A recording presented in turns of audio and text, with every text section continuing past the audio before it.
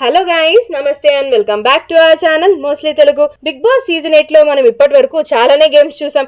అవన్నీ ఒక లెక్క అయితే, ఇప్పటి వరకు జరిగిన టాస్క్లన్నీ ఒక లెక్క అయితే, ఇప్పుడు జరిగిన టాస్క్లు మామూలుగా లేదు. ఒక్కొక్కరు ఇచ్చి పడేశారు కదా.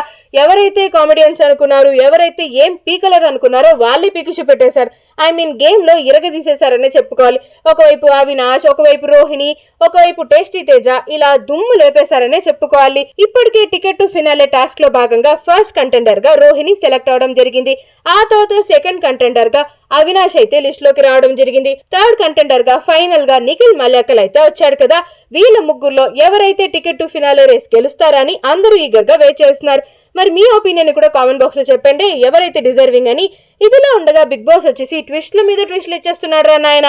ఇప్పటి వరకే హౌస్ లో అఖిల్, అలేఖ్య హారిక, మానస్, ప్రియాంక జైన్ అండ్ అలానే మన వితికా షేరు, పునర్నవి భూపాలం హౌస్ లోకి ఎంట్రీ ఇచ్చారు కదా. ఇప్పుడు వీళ్ళ ముగ్గురికి కలిపి ఒక టాస్క్ పెట్టడం కోసం బిగ్ బాస్ వచ్చేసి సిరి హనుమంత్ ని హౌస్ లోకి దించేలా ప్లాన్ చేస్తున్నారు. సిరి హనుమంత్ వచ్చేసి వీళ్ళ ముగ్గురికి ఒక గేమ్ అయితే కండక్ట్ చేసి వీళ్ళల్లో నుంచి ఒక ఫైనల్ గా ఒక విన్నర్ ని అయితే డిక్లేర్ చేయబోతుంది.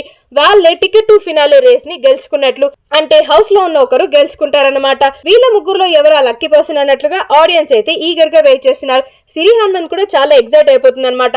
అంతేకాకుండా చాలా రోజుల తర్వాత తన బ్రదర్ అయిన నిఖిల్ ని చూసేసరికి ఫుల్ హ్యాపీ అయిపోతుంది.